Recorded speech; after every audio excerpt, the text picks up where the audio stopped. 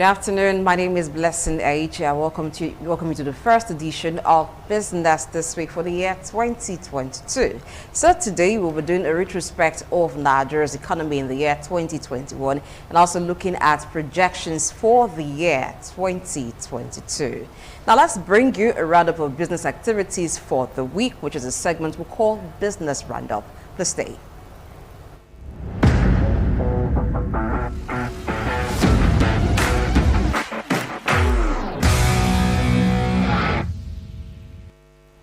So on Business Roundup, our first story today says the President, Cybersecurity Experts Association of Nigeria, CSEAN, Mr. Remi Afon, has predicted a sharp increase in cyber attacks in 2022 in Nigeria and the rest of the world. He has therefore warned both the public and private sector organizations to guard against all forms of vulnerability in their systems and networks.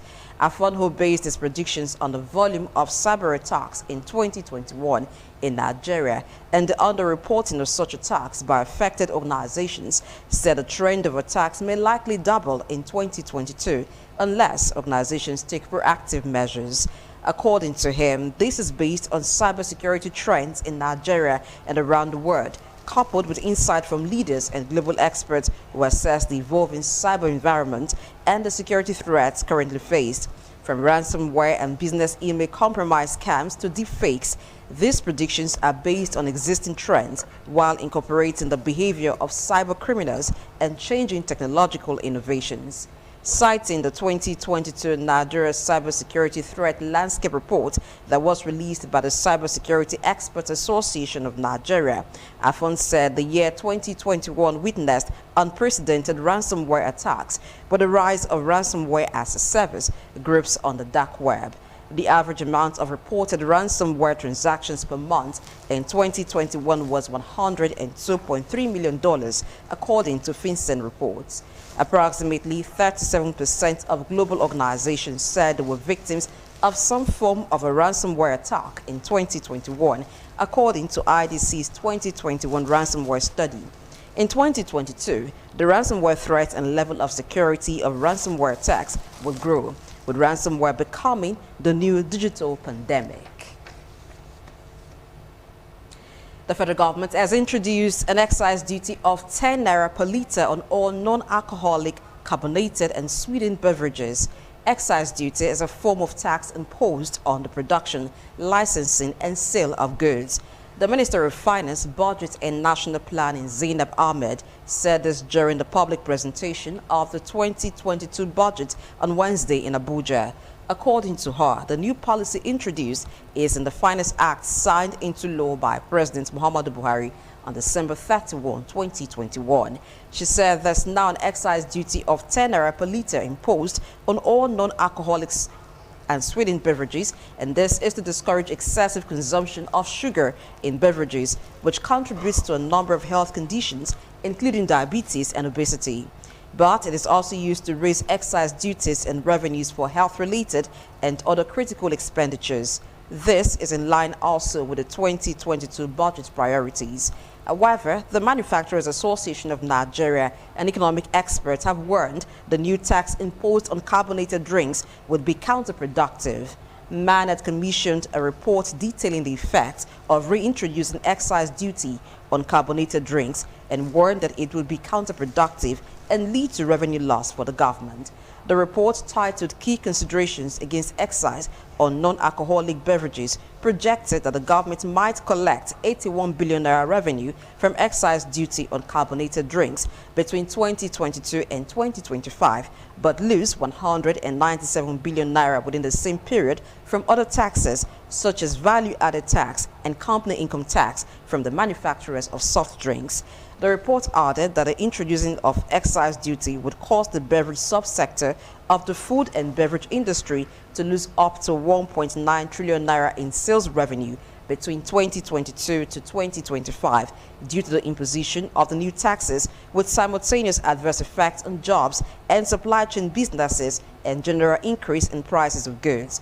This is said might put the products out of reach of the poor segments.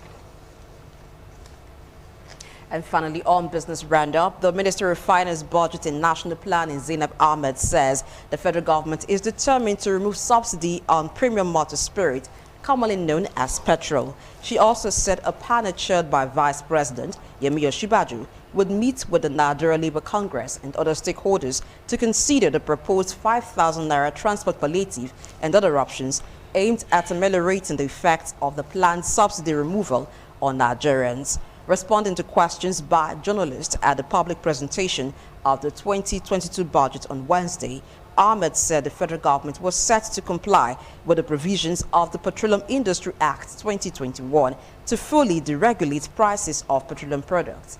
On the proposed 5,000 naira transport grant, the minister said the initiative was still at the proposal stage, adding that it was being weighed alongside other proposals aimed at reducing the impact of the subsidy removal on Nigerians. She added that the government would implement any proposal with greater practicability and wider benefits for the country's citizens.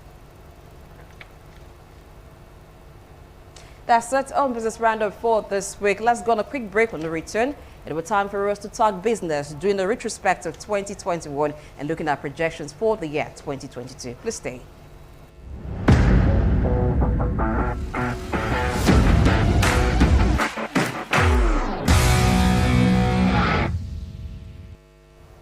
Thank you so much for staying. I've got two gentlemen with me in the studio. It's the first time you've seen them on the show for the year 2022. It doesn't matter if you've seen them before in 2021.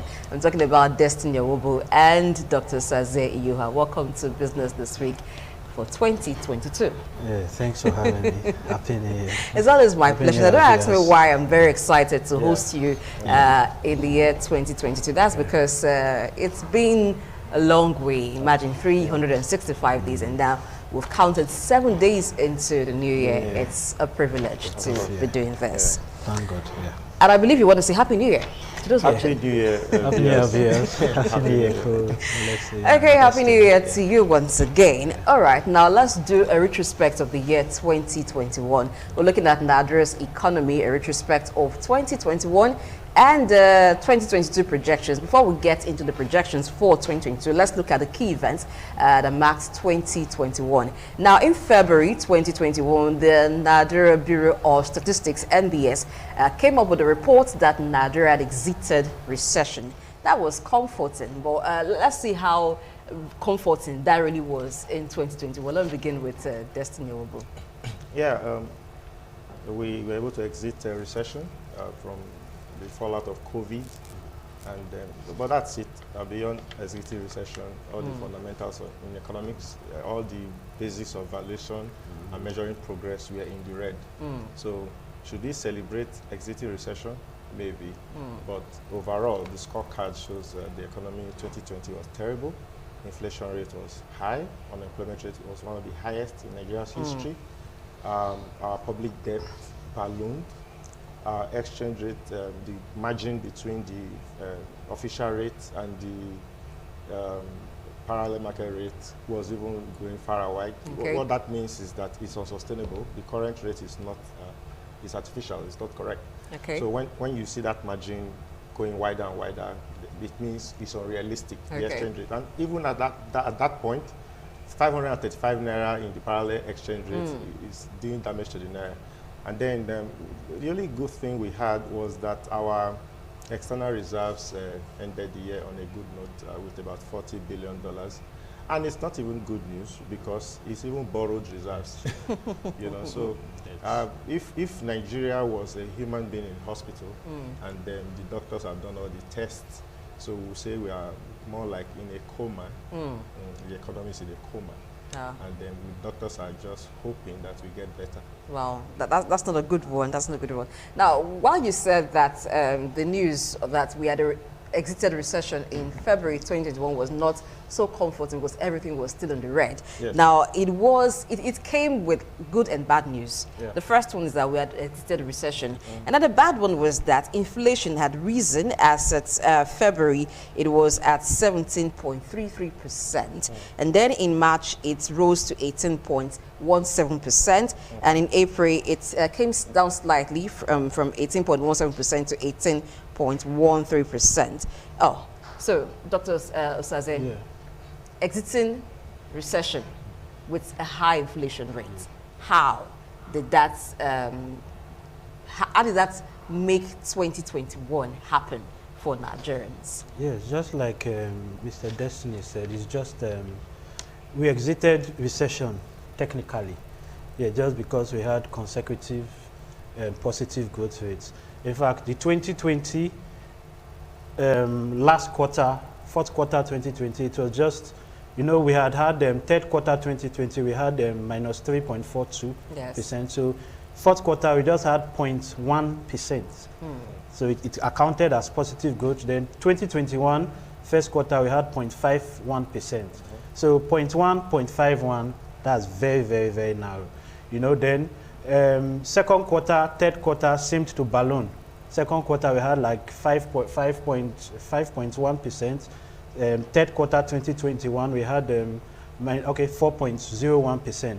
So and that was because of the base effect. You know, the fact that the previous, you know, GDP is a year-on-year something. So the fact that the second quarter of 2020 we were minus 6.52. So, you know, it now seems to exaggerate the second quarter growth of to 5.2. So I would want to see this fourth quarter 2021, because since we were on 0.1% in the final quarter of 2020, I'm not expecting anything beyond 2%. So our growth has just been more like artificial. I think it's just this year we would see a real reflection of what our economy, how it's going. And that's because we, even before the COVID, it's just that it's easy for us to put it on COVID. Before the COVID, we were on very narrow marginal growth rate. I don't think we ever went beyond 2 point. I think the highest was 2.35, 15, 216, 217. So we have just been around narrow around the positive region. And I think it's also not connected with the fact that government has been having so many policy somersaults. You know, we had the ban on land borders just before the COVID for over a year. So even if the whole aim was to encourage local production, for a full year, the borders were closed, and we had a problem with local production. There was insecurity. We were not able to go to the farms. Then you blocked the borders from food coming into the country. So, you know, all that just helped to accentuate the whole inflation situation. So that brought us to skyrocketing prices of food items. Exactly. That was a major challenge in 2021. Exactly. Food, CPI was the greatest contributor to inflation in 2021. It accounted for about 70%, and that was because of the insecurity challenges and the imports, the ban on imports of some items. And that didn't also help when we opened the border around December. Then the only sector that was trying to contribute to growth, telecom sector, that was when the ban on registration of SIMs was effected. And for almost, I think about 6 months, there were no registration of SIM. The telecommunication sector that was growing at about 18% during the COVID now recorded negative growth rates, 7.9 in the second quarter 2021. Okay, first quarter 2021, then minus 5.9 in second quarter 2021. So it was just a combination of policy, wrong choices, and so 2021 was I don't want to call it, I don't know the word to call it, but it was not a good year. It wasn't great for Nigeria economically. Exactly. And even the inflation, you know, and MBS reported, I think, 15.94 by the end of 2021, and that was also because of the base effect, considering where we were in 2020. That was for October. That was for October. It actually came a bit lower, but still around 15. Yeah, it was 15.40 in November. But when you even look at December, month on month, you see that it's increasing month on month. That was just a quarter-to-quarter comparison. So I think October it was 15.4. Then November it went to 15.99. So we still are not in happy water. Around very high inflation rates. And core inflation has now increased because, you know, core inflation is the general inflation minus CPI. So while food inflation is still battling, some items have come down, rice or no beans and so, but core inflation, the spare parts and building materials have now started to increase because of import duty recently placed. Somebody was talking, who sells bags, was saying that a bill, this bill that they bring, that they call Okrika bag of, takes fairly used clothes. Exactly. You need 100,000 to clear now for just one bag. So you see, school bag, people preparing for school now. When you see all those fairly used bags, 3,000, some will say about 5,000. So you see that the core inflation is now also increasing. So this year, government has put the budget at 13% projection for inflation. So I think that's heavily ambitious because considering subsidy, so I think almost 16% exactly. to 13%. Exactly. Do you agree that it's heavily ambitious? Yeah, it is. In fact, if you look at what we expect for the next year, is ambitious. The Omicron virus is leading to a shutdown in most of the world economies, and so that means the supply will drop, universal supply, and the imports in Nigeria. In fact, we are import dependent. That means the price of those products, because the supply has dropped, will go up. And then if the cost of our imports has gone up, it therefore means that we will have imported inflation in this country, adding to the inflation. I don't understand the basis of thinking it will go down. That's number one. Number two, the exchange rate we talked about. You know, Dangote Refinery is said to come up on board. And then a lot of people think that if it comes up on board, it will affect us. This, the only thing, it will only save us foreign exchange. Please, we must get the mathematics right. It will give us more money. It will only save us foreign exchange.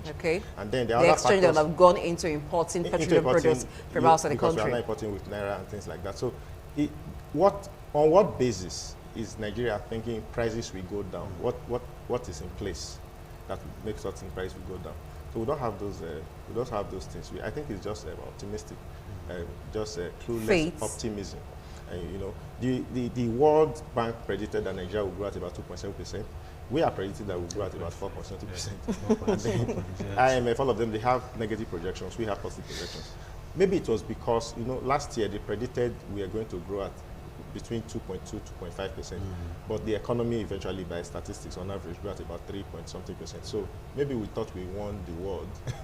So there's still hope to grow more. We believe that perhaps we may be able to beat it, you know, and things like that. I think it is rather optimistic. It's good. It's good to be optimistic. But you see, figures do not lie. You know, you have to look at the figures and look at the trends, look at where they're coming from. The small growth we noticed is not even in the real sector proper. It's in the banking sector, it's in the telecoms, it's in others. What really determines the growth of this economy is the agricultural sector and the real sector, the other sectors that are not financially related. And that is where the problem is. The agricultural sector is going down and other sectors are going down. But telecom, banking, and others are going up. These are financial services, and they move in direction to the real sector. What is happening in the real sector? So what is government doing? Are we expecting that the agricultural sector will grow up? What is happening to insecurity? Are we reducing it? Will it impact the output of the agricultural sector? Those are the issues we should be looking at before we begin to make such projections and think things will be well. I do believe that the year is survival year. We may just need to weather the storm and find an equilibrium, a little respite, so to speak. And before we begin to make such, we must check the first 6 months. Let's see what happens in the first 6 months of 2022, and then let's see. But I am not very, very optimistic about the figures. But 6 months is a long time. If you wait for 6 months to evaluate progress made, and I'm wondering, like, what time do you have left to now make adjustments for real progress to be made? Yes, in national macroeconomics, 6 months is not a very long time. We are looking at macro issues here. So we have a time lag, we have the lag problems and things like that. So we don't expect, the economy does not respond the way we expect it to respond. There are lags, there's a time between when suppliers respond to any price increase or things like that. So from a macro perspective, it is not a very, we may not notice it on the streets easily. But if the big forces, like he talked about, those figures he was giving, they are macro figures, exchange rate, inflation rate, unemployment rate. These figures, if you put them in a chart, you begin to see the direction of the economy. And those figures, you are not going to give one policy that will respond next month. It's like somebody has HIV, like I told you, and you are trying to treat tuberculosis. The problem of the economy is multifaceted, so you have to look at it holistically and expect that there should be a general trend shift in those variables. We can't really just solve one and expect that others will respond to it like that. Because the total GDP growth rate and things like that is a function of several growth rates inside, you know, the sector. So we have to be patient. One thing we can say is this: Nigeria is just coming out from a recession, and what we say we came out from a recession because the way we measure recession normally is when we have two negative growth rates within a period, and then we say there's a recession. in fundamental terms, if you check the growth rate out of that recession, is minimal. Okay. And if you check even the 5%, 4% that they posted, it's because it was compared to a dip in the previous period. Okay, so it looks so... So it's the base, it's artificial. So much. It's artificial, it looks so much. Because when there's a dip in a certain quarter and there's a little increase in the next quarter, to look as if it is high like that. Okay. If we use a different base, you see that what just happened in 2021 was a flat year, not really growth that we can measure like that. So I think it's always wise to be pessimistic as an economist. Somebody's economist is dismal science. We can't be positive every time. I mean, trying to use emotions to set figures. Okay. We have to follow the data, follow the facts, the way it speaks, and even assume the worst case scenarios. It's when you assume worst case scenarios that your economics make sense than when you assume best case scenarios, because the society will tend to go away from equilibrium instead of going to equilibrium. Okay. Unless you manage the economy, it will not come to equilibrium naturally. So you have to be deliberate about your policies so that to get the economy back to equilibrium and things we can use. Yes. Now, apart from food prices increasing uncontrollably, you know, you go to the markets in the morning and then you go in the evening, the prices are even different for same item. Gas, domestic gas was one challenge that Nigerians encountered in the year 2021 like never before. The price of domestic gas increased. In fact, it was just so high. It was so high, and even it was scarce at a particular point. For this year that we're in, for December, it seemed like gas came down, the price of gas came down a little, but we're in January now, everything seems to be normal, like, okay, it's still high, but not as high as it peaked in towards the last quarter of the year. Now, Dr. Saze, what do you think can be done to ensure that the same struggles Nigerians had with gas, we don't have that in the year 2022? It's difficult to see a solution because gas went up because import duty on gas was increased to about 15%. And energy has been shown that it cannot meet our local production, our local demand. You know, so importation has been what has helped to condone the difference, the deficit in our local consumption. So gas import duty was increased. So government is looking for revenue. I think that was all to raise funds for government. We even saw recently the excise duty on carbonated drinks. Yes, sugar. Yes, carbonated drinks increased by 10 naira per liter. That's huge. Then just day before yesterday, the Minister of Finance was talking about a 6% digital tax now on Amazon's all the online. Yes. So that's going. So government is just looking for money here and there. So I don't think there will be a solution except NLG is going to, within whatever months, increase their capacity to produce. But NLG has said that primarily they are set up for exports. Okay. So it seems like it's the reserve that they give to Nigerians. For local production. So I think we are still at a fix. The only and basic reason why gas increased was because of the increase in import duties. You know, so I think we will still remain. Everything still depends on government policy. So I don't know what government policy on gas import duty is going to be. But even on the oil, taking it from where Destiny talked about the Dangote refinery, it's just as he said, it's even not related to gas. It's even not a solution. All it helps to do, as he said, is it just saves government forex. It's all just beneficial to government. It does nothing to us as citizens. We are even going to pay above normal prices. The fact is this, we are just going for, it's just like what happened in the power sector. You know, when NEPA was so-called privatized, all that just happened was a transfer from government monopoly to private monopoly. And you can never have efficient pricing under a monopolistic system. Yeah, the best way you get efficient prices is under perfect competition. So what happened in the power sector might just be replayed in the oil sector again because, okay, what happened? NEPA, we now are left with BEDC. So those under Edo State, Ondo State, I think Delta under BEDC. So what happens when I'm not satisfied with BEDC? Who do I go to? There is no probably FDC or there's no alternative that you could go to. In the telecommunications. Exactly. So if I have problem with MTN, I go to Glo, I go to Airtel. But it was not so. So that's why there was no significant improvement in power. In fact, in some places, it's even worse. So that's just what is going to be replayed in the oil sector. We are just simply transferring monopoly So it's a private refinery. So what's wrong with this 2.4 trillion 5,000 grant that is going to be? We know that at the end of the day, it won't. Pessimism. It's not going to get to the. By right the way, people. the 5,000 is not even guaranteed. Exactly. Because according to the finance minister, the government is still exploring more practicable proposal.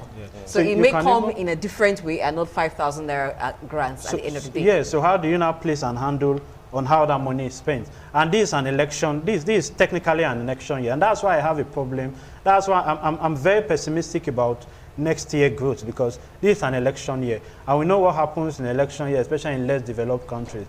Development is almost paused at that point. You know, almost everything is used for campaign. Even all these very abnormal projections of inflation, government rate, it's just all campaign gimmicks, just to provide a way to. So the 5,000 at the end of the day, political leaders might just take these funds. So we know what happened with Shopee. When they told us that they are removing subsidy, they will now use it to provide buses. And Shopee was just used by politicians in their constituencies to give market women money. So this might just be another. But I would have preferred that. What happens to giving, they talked about modular refineries at the time. We should have like 3 modular refineries in the states. So what's wrong with giving licenses, then giving grants to capable hands, not just people who have big money to come and spend, like what happened in the power sector. So we have 3-4 refineries in every state. Then the government refineries, you find capable hands. We have been doing turnaround maintenance for as long as 20-30 years. The last one they were doing on the Port Harcourt LMA refinery, the budget was $2.5 billion. It went up in flames just 2 weeks ago. So $2.5 billion gone into the drain. So what's wrong with giving these government refineries? Since government has shown to us that they cannot run this, so give it out to capable hands. Get modular refineries. This 2.4 trillion you want to give as grant, give it to capable hands to run modular refineries. And so we now have an efficient pricing system, because Dangote refineries, there are projections. World Bank gave projections that by 2030 the world will generally have a very significant drop from the demand of crude oil. So in fact, everybody see the trajectory. There's electric cars, solar cars. So you now have somebody still investing heavily in a refinery. US has reported, and that's why the World Bank said next year there's average of the oil price will settle at about $74 per barrel. And that's because there have been de-investments in the oil sector. They reported that about $500 billion has been de-invested recently, globally, from the oil sector. Then you have somebody investing heavily. So you are very sure, I think there are some assurances that he will get his money in the next 3-5 years. So he's not going to sell oil to you, PMS to you. And I think that's why government is, what's the point now? It's trying to protect a monopoly for him. So it's not going to help. I don't see it as a solution. When I hear narratives that... But what then would be the solution if having an indigenous refinery or indigenously owned refinery in Nigeria is not going to be the solution? We have gas deposits, but we don't have natural gas as it is enough to satisfy the demand in Nigeria. What is the problem? Why can't we have that? Since we have the gas deposits, what is the problem in having enough natural gas manufactured in Nigeria to satisfy the market destiny? Yeah, the problem we have is not. I don't want to be cynical about everything about Nigeria. You see, the Dangote refinery is a plus for the country, but it's a minus for the people. Then you are going to ask, how is it? How can something be a plus for the and country? And then a minus. Or a minus for the people. It will only succeed in relocating money, redistributing money from poor people to to the big people. Let's put it this way. You give Nigerians 5,000 naira at inflation rate of about 80%, unemployment rate and things like that. The value of 5,000 naira this year will be reduced to nothing. Okay, so what will simply happen? You have not asked why is it coinciding, the subsidy removal totally, why is it coinciding with Dangote's refinery coming up? It's because they have made some concessions. They've agreed. We can't be saying that like you were in a boardroom where all of that was discussed. No, they have. Do you have evidence that such has been done? His competitors have said some statements before. Before you attract $16 billion investment to your economy, you must be willing to make some concessions. The reason why Dangote chose Nigeria to set up that refinery is because there are some certain carrots which the government may have offered to encourage him to put that investment. It's not a bad thing. NNPC has 50%. But is having a refinery in Nigeria a bad thing? If it's not owned by Dangote, won't it have been owned by someone else? No, it's not a bad thing. It's not ownership we're talking about. Okay. It's a plus. Look at it. That refinery is going to generate 650,000 barrels per day refining capacity.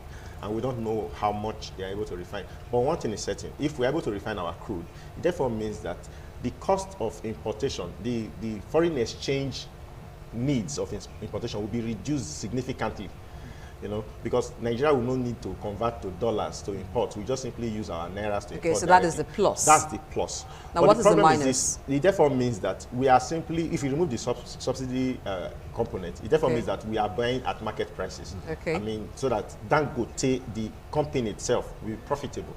Okay, When that happens, can we make it not seem like it's about the owner or the ownership of the company, but about what it's going to do? Okay, let's put So it. if what you're saying is this, if the company begins to run, there will be less dependence on importation of petroleum. Yes. But with the deregulation, it means that more money will go into the firm that is refining fuel Yes, the firm. for Nigeria. Yes. Now the question is the ownership structure of the firm. Does it benefit Nigerians in general? That's the question. Government is owning a certain percentage of it. Dangote and partners and investors are But owning which would you have preferred? That the money goes to a company owned by Nigeria, or it goes outside of Nigeria? Yeah, Which that's why I would say be more it's a plus. beneficial? That's why I made it very clear. I say it's a plus for Nigeria. For Nigerians, we are talking about Okay, for generality of people. Look at inequality in Nigeria. Okay. The top 7% of Nigerians are richer than the remaining 93% put together. So if you have something as valuable as oil localized within Nigeria, what we are saying, to redistribute income means to take more from the many poor people to the institution. Okay. So in the short run, between the next 2 years, Nigerians will suffer because they will be paying upward because they are going to buy at close to market prices. But in the long run, if you open the space for real competition to take place, so you have more refineries. Supply and yes, demand. then everything more players will come in. The modular refinery is talking about is an option to cause a certain level of competition within the country. As it is now, it's simply like a monopoly. Shifting ownership from government to a private owner, something like that. So the immediate benefit will not be seen now. The people will suffer in the short run. I assure you, I have to be very. They will suffer in the short run because they are going to buy it expensive, and then they will take their little earnings to pay more for petrol with subsidy. That 5,000 naira they talked about. If you give Nigerians 5,000 naira, it will not mean anything in a year riddled with inflation, unemployment, and things like that. It will not mean anything. So to be hopeful, I say it's a plus for the country. For the next two years, Nigerians are going to bear the brunt. It will be one of the toughest years for Nigeria if the projections come true. But we do hope, because it's still a Nigerian company, so to speak, then we expect that it will create some kind of competition in that space. The Freedom of Information Act allows other people to come in, and it's juicy to attract other investors. So in the next 3 to 4 to 5 years, we expect other players to come in. When other players come in, and then the benefits can trickle down. Where the fear is now is that there was a paper I read the other time. Somebody said the federal government, Dangote, is stopping other firms from setting up refineries. In fact, his major competitor, BUA, made a claim that his refinery is not going anywhere because it's like the government wants Dangote to roll out first. Well, that's not something that we can authenticate. No, it's an allegation. It is not yet authenticated. Even during the closure of land borders, Dangote was allowed to go. He was allowed to go. A lot of people competitors would definitely come up with one thing or the other when there is competition. But it needs to be discussed so that we get to the root of the issue. If government has made some concessions and made some promises because that investment, like he said, look at it from a flat perspective. The world is divesting away from fossil fuel. Now somebody is investing $16 to $20 billion in fossil fuel. That may be because we are still dependent as a nation on it, and there's no problem with that. use. That's a good thing. From a businessman perspective, you know that this man must have a recoup period that is short, because the world by 2030 will move away from it. So businessmen think like this. A recoup period that is short means he needs to make enough money within the shortest possible time before divestment can affect his business. There's a global competition against oil, which is other sources of power. So that short-term period he must fight to ensure that agreements are set to allow him profit in the short run. Okay. What Nigerians should be doing is finding out if there's any such contracts, semi-contracts within that prevents investors from going to that industry and competing with him in a free market system. Okay. Because it's in a free market system and competitive environment that we have the benefits of competition. Okay. But when it looks as if it is a monopoly, except that it is private, then it has not changed anything. Okay, and then if it is a free market, if it is a free market situation, if it is a free market situation, then that should open up for other investors so that the benefits of it can now trickle down to the man on the street. That's what we're talking about. Okay, now let's that would have been nice. Sorry, just that I thought that during this, a sensitive government during this period, look at inflation above the roof. Look at unemployment, all the indices, even GDP, let's just leave GDP, all the indices are skyrocketing. Forex is high, import duties have increased, so it has affected the limit. So I would have thought that sensitivity, this is even the right time, since governments complain about subsidies, that there's corruption in the system, there's loopholes in the system. So this would have been the best time. I thought government should have held on a little bit. Let most of these indicators, inflation, let it trickle down a little bit. Probably next year, have an agreement with Dangote. If it's probably the subsidy payment, you might not give him in cash.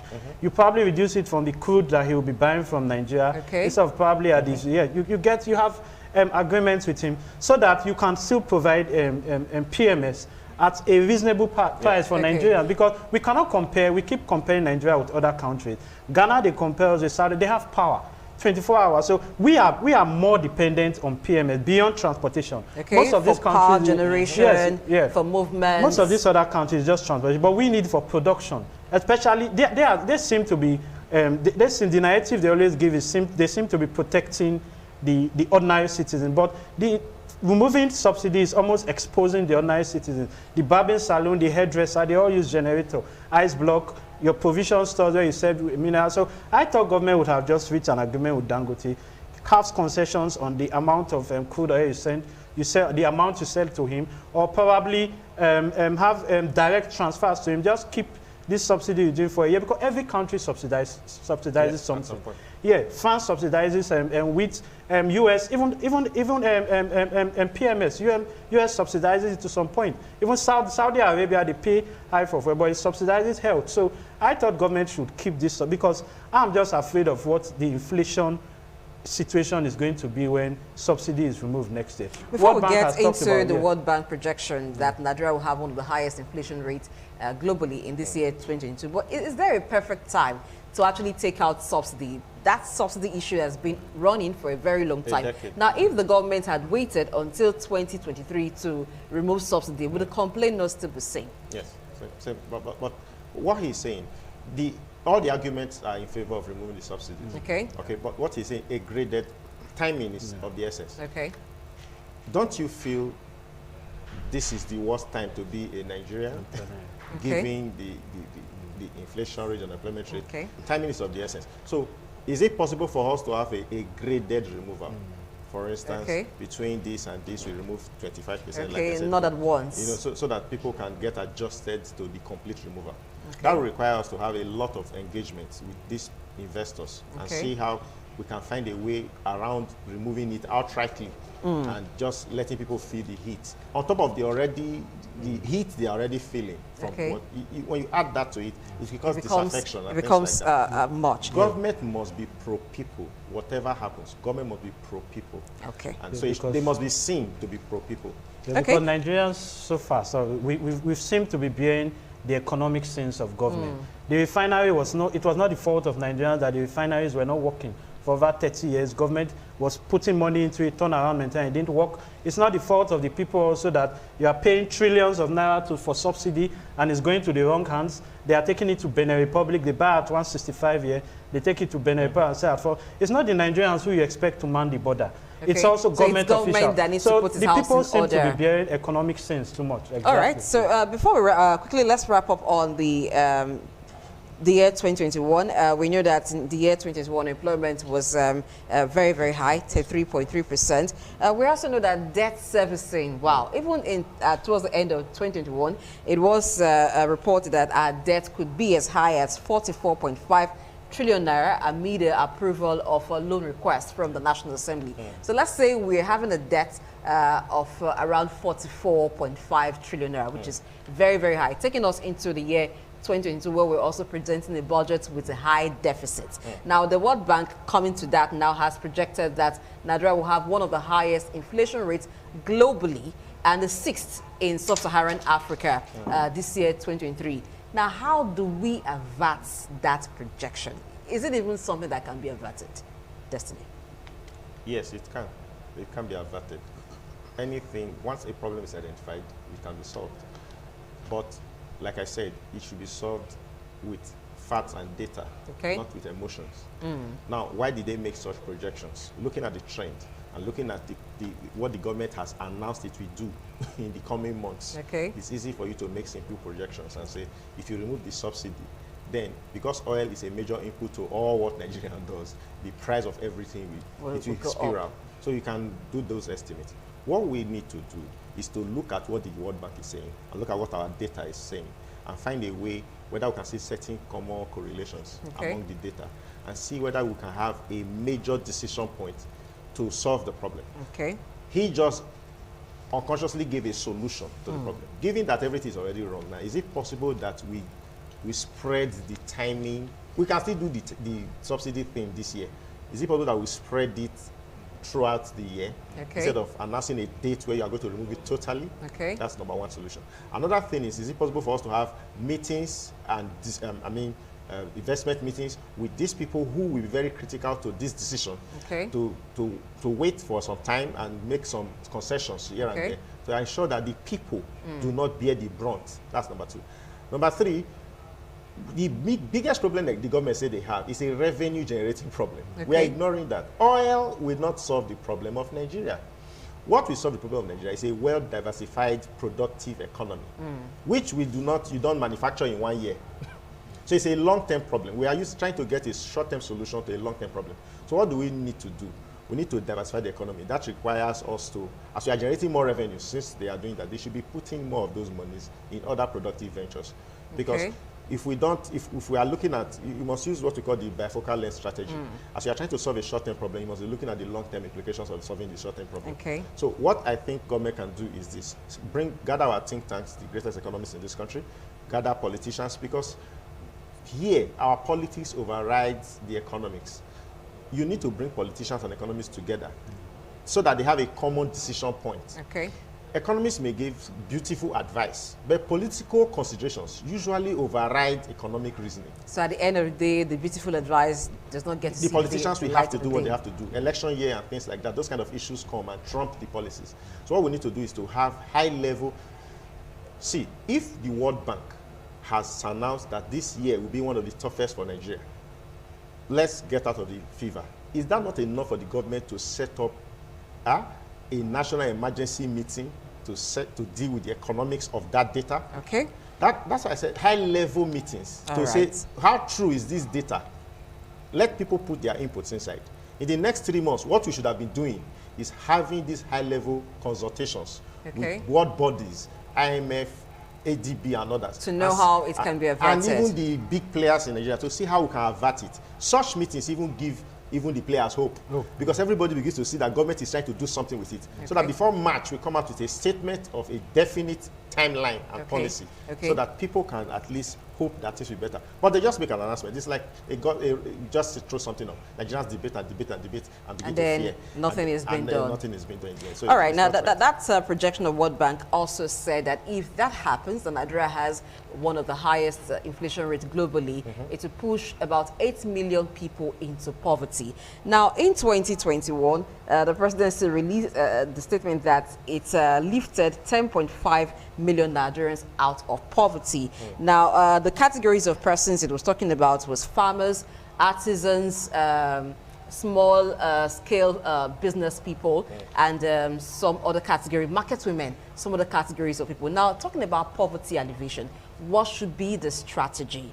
Even as inflation may not be able to be controlled or brought down much below the 15% that it is right now, how should government alleviate poverty? 8 million people projected to get into poverty. So what should be the approach to alleviate poverty? Osaze? Yeah, I think it will just have to do with government sincerity. Yeah, because so far, these figures that government has given are mainly paperwork. They look at the anchor borrower program, they just tell themselves that, okay, the idea is that this anchor borrower program, when they were drawing the plan, when they are drawing the plan, the initial is that, yeah, we'll take away 5,000 or 500,000 farmers, help them provide seedlings and so on. Okay, then the market and trader money, it's planned to take away 10,000 market women from empower. So that's just the basis, it's statistics, initial statistics that they drew. That's what they are using to give this judgment that they have taken it. But even the World Bank report showed that in 2020 and 2021, 7 million more Nigerians were employed. And we don't even need government World Bank statistics to see that. Okay, if 7 million were plunged into poverty, let's assume that the report by the presidency that 10.5 million persons were taken out of poverty is correct. So that means that we still have like about 2 million people or 2.5 million persons in poverty. Now added to 8, that brings us back to the same 10.5 that were taken out of poverty. Yeah, government so how do we leave those people out of poverty again? Government is handicapped at this point. I don't know, it's just been, this is just a result of years and years of non-planning, of decay in the entire system. The refineries, the power sector, we've played too much. You understand? So our excess crude account, there's nothing. We squandered it during the PDP and this administration. Sovereign Wealth Fund, everything is at a low. And government itself is boxed in a corner. It doesn't. The loan seems to be the only solution, the only way it can get out of the situation it has found itself. The Minister of Finance seems to be priding herself or the government itself with the fact that it's now less dependent on oil for revenue. You know, in that 2017 and 2018, the contribution of oil to revenue was about 70%. It came down to 60% to 2019, and last year it was 43%. But what was the alternative, the non-oil sector? What are we looking at? It's still loans, debts, borrowings. That's what has made up the largest share of alternative to oil revenue. Look at the last budget. We budgeted about 2.5 trillion as debt servicing. But at the end of the day, the minister's report showed that we used about 5.2 trillion for debt. So you have a situation where you project for revenue.